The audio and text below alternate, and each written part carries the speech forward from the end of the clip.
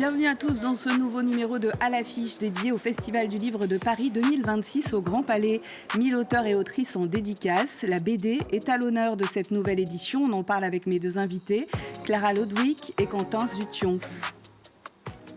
Et bonjour à tous les deux. Bonjour. Bonjour. Bienvenue dans ce studio de France 24. Alors avant de parler de votre actualité et de lecture, le Festival du Livre s'est ouvert avec ce séisme dans le monde de l'édition, le licenciement du PDG et éditeur respecté Olivier Nora des éditions Grasset par le milliardaire Vincent Bolloré.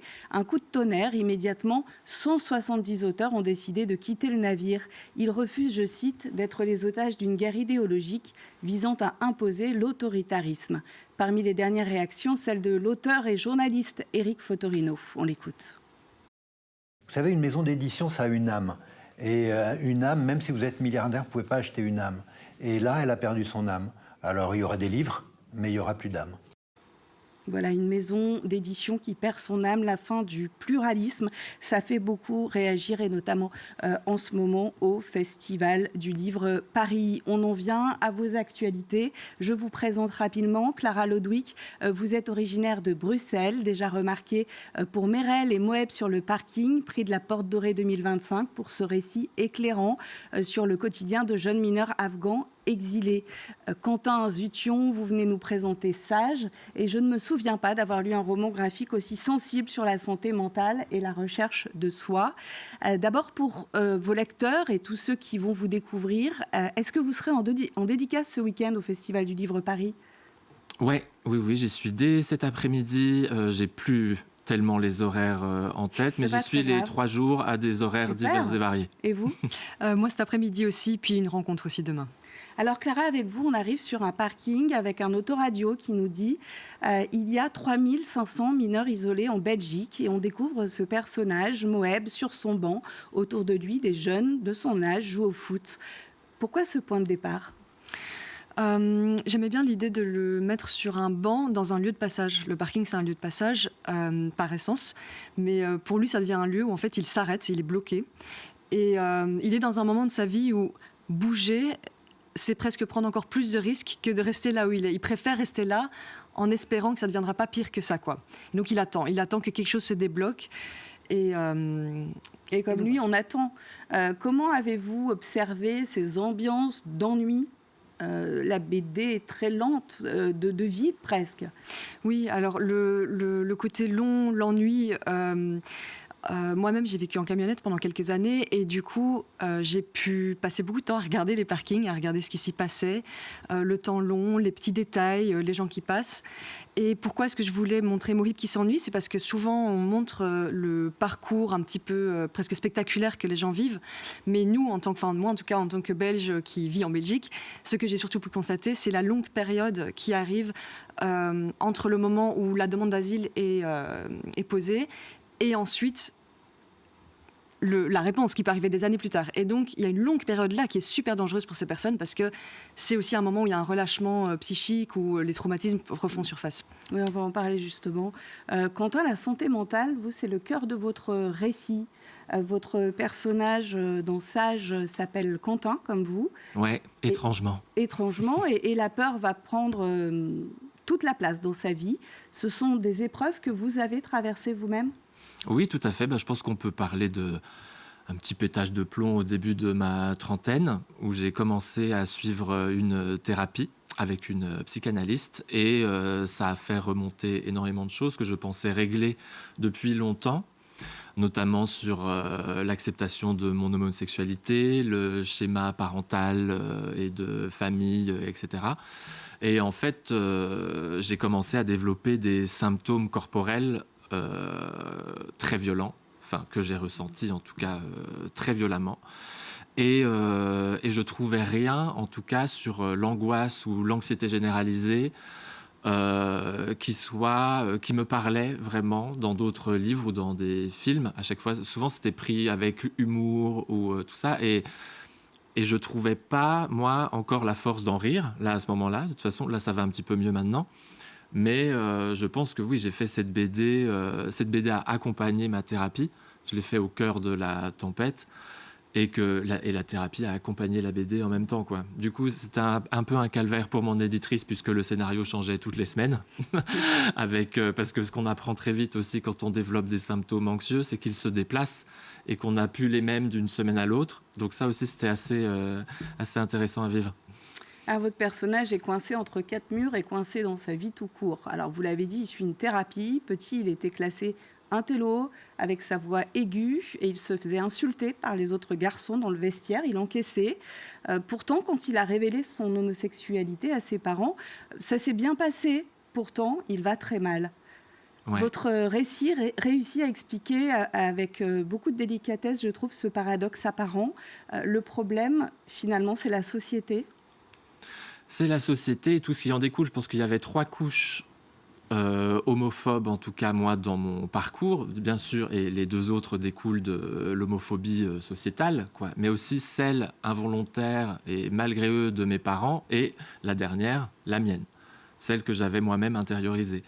Et oui, effectivement, comme vous dites, mon coming out s'est très bien passé auprès de mes parents, de ma famille en général, et c'était presque comme si je leur en voulais que ça se passe bien, parce que j'avais presque fantasmé, moi, un coming out en éclat de voix et en drame. Je voulais que ça explose, qu'il y ait une explosion quelque part. Je pense aussi parce que j'avais besoin de couper.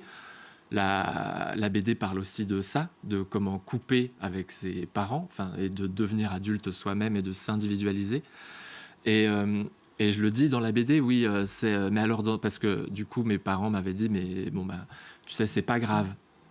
Et moi, j'étais là, mais du coup, si c'est pas grave, pourquoi je me suis fait autant de mal pendant toutes ces années ? Pourquoi, en tout cas, personne ne m'a fait comprendre avant que c'était pas grave ? Dans votre BD, Clara, le mal-être arrive lui aussi par des sensations.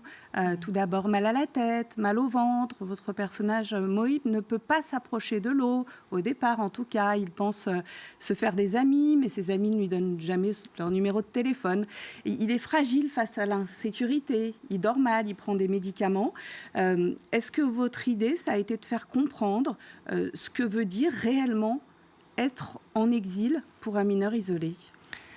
Non, ce serait un petit peu difficile puisque moi-même je ne suis pas en exil et donc c'est pas vraiment toutes les questions qui sont vraiment liées à l'exil pur, je peux pas les voir. Par contre, le mal-être physique qu'il ressent, je pense que des problèmes de santé mentale, ça on est tous plus ou moins concernés. Et donc en effet, je me suis concentrée plus sur ces sensations, parce que ça, au moins, une sensation, c'est universel, on peut comprendre. Quelqu'un qui a un peu de dissociation, on peut le comprendre. Quelqu'un qui est justement hyper agressé par tous les bruits, par toutes les choses toutes les matières qui deviennent extrêmement agressives, ça, je pense qu'on peut le comprendre. Et en effet, il est laissé tomber par... il a des amis, soi-disant, mais ce que je raconte là-dedans aussi, c'est des rapports de domination qui existent quand on est une personne qui n'a pas accès aux mêmes droits que les autres. C'est difficile de construire une relation équilibrée avec des personnes qui ont des droits. Et Mohib a un ami qui s'appelle Hugo qui le laisse tomber du jour au lendemain. Ensuite, c'est sa maman qui arrive. Et sa maman, tout ce qu'elle veut, c'est avoir un enfant qui est malléable, qui a besoin d'elle. Elle a envie d'être de nouveau une mère. Et Mohib, il est là, il a besoin d'une mère, donc elle y va. Et puis elle le laisse tomber aussi. En fait, c'est ça, c'est que lui est dans une situation où il n'a aucun contrôle sur ses relations. Alors les jeunes Français, on l'apprend, lisent de moins en moins. C'est pas moi qui le dis, c'est la dernière étude du Centre national du livre. Plus d'un tiers des 16-19 ans ne lisent plus du tout, ce qui confirme un décrochage donc à l'adolescence. Pouvez-vous nous dire l'un et l'autre en quelques mots pourquoi c'est utile de lire ? Alors déjà, ils lisent plus du tout. Ils lisent peut-être plus de livres. Mais je pense qu'ils lisent beaucoup. Toutes les informations qu'ils ont, c'est de la lecture, sur Internet, etc. C'est de la lecture aussi. Après, c'est utile de lire. Oui, j'ai envie de faire. Qu'est-ce que vous voulez que je réponde à ça ? Vous, qu'est-ce que ça vous a apporté, la lecture, par exemple ? Ça vous a aidé ? Certains livres, oui, je pense qu'on a tout, mais je pense que chaque ado là pourrait quand même vous parler d'un livre qu'il a lu. Mais je pense que le cadre scolaire, moi par exemple, j'ai aucun livre que j'ai lu à l'école dont je me souviens, dont je me suis vraiment approprié, je sais pas, le récit, etc. Par contre, il y a des livres que j'ai relus ensuite, une fois adulte, où là, j'ai pris goût à ces lectures que j'avais déjà lues ado ou à l'école. Parce que je pense que le cadre, de toute façon, scolaire, ne permet pas aux enfants et aux ados de se dire l'âge, je pense qu'on y met une autorité un peu élitiste aussi dessus, et que c'est ça en fait qui crée la friction peut-être. Mais je pense que le monde du manga et de la BD ne s'est jamais aussi bien porté, et ça souvent c'est des ados qui lisent ça. Clara Lodwick? Oui, c'est ça. Moi, je dirais même chose. Enfin, déjà, ils lisent énormément de mangas pour la plupart du temps. Et puis, bon, après, Quentin et moi, on est dans des salons où généralement, les jeunes qu'on voit, du coup, c'est quand même des jeunes qui lisent. Donc, moi, j'ai pas du tout cette vision négative. Justement, je vois plein de jeunes qui sont hyper enthousiastes, qui adorent ça, qui veulent parfois écrire, qui écrivent parfois des trucs incroyables, qui ont déjà du succès sur Internet. J'ai vu une jeune fille qui avait des abonnés de fou. Enfin, en fait, il y a plein de trucs qui se passent.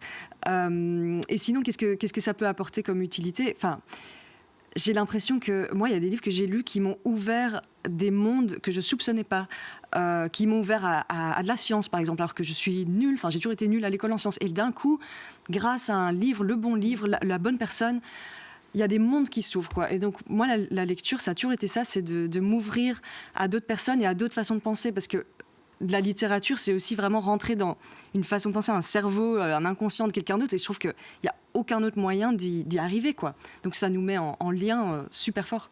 Merci infiniment à tous les deux. Je vous rejoins complètement. Merci. La littérature, ça permet de voyager tout en restant dans son canapé, finalement. Merci infiniment. Bon festival du livre de Paris. Bonne continuation. Sage est publié aux éditions Le Lombard. Et Moïb sur le parking chez Dupuis. À découvrir au Festival du Livre de Paris, une grande expo, Crush, la romance en bande dessinée, un genre qui prend de multiples formes et qui connaît son apogée éditorial. L'amour, toujours. L'info continue sur France 24 et tous nos réseaux sociaux. À très vite.